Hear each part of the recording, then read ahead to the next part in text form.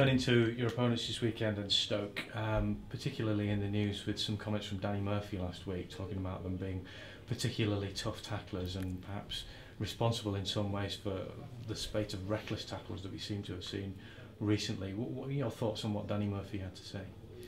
Well, again, listen, Danny Murphy's a very talented player. There's no doubt about that. As a footballer, I think what he said, I might be wrong on this, but I would imagine he'd probably regret some of that because, particularly, I think to mention any club or any individual, was very wrong, because you look at all the clubs involved and with the managers they have, and these people are fantastic at what they do. Terrific managers, terrific football clubs, and if there's teams out there tough tacklers, then there's nothing wrong with being tough tacklers.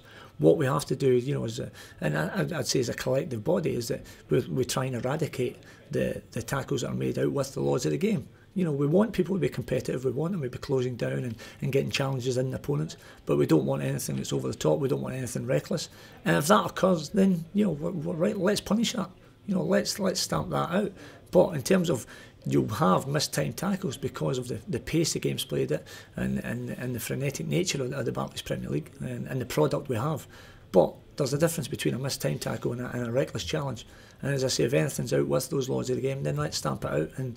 But I don't think there is, and there has been one or two bad challenges. So I think it's important that we do nip that in the bud.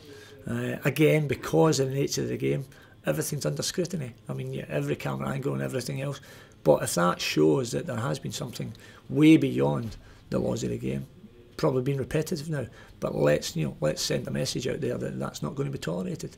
Do you not believe the idea that he came out with then, that he put it that some managers get the place so hyped up that these things can inevitably happen in some ways? Do you believe that managers don't actually do that? I think as managers we ask our players to go out and give us everything they've got, both in terms of the work rate off the ball and show their quality on the ball.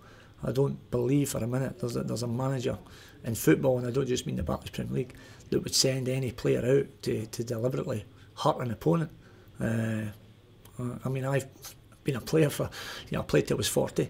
I don't recall any manager of mine ever given any sort of instruction or even close to that. And I think the other day as well, because of the nature of the subject, then everybody's got their opinion, and obviously in the press, I think somebody alluded to the other day that if you send players out to be motivated, and you're actually along the lines of that happening, and which is for me is a million miles from the truth. We send players out to be competitive, to try and win football matches for the fans that pay good money to come and watch them, but we don't send anybody out to look to hurt an opponent.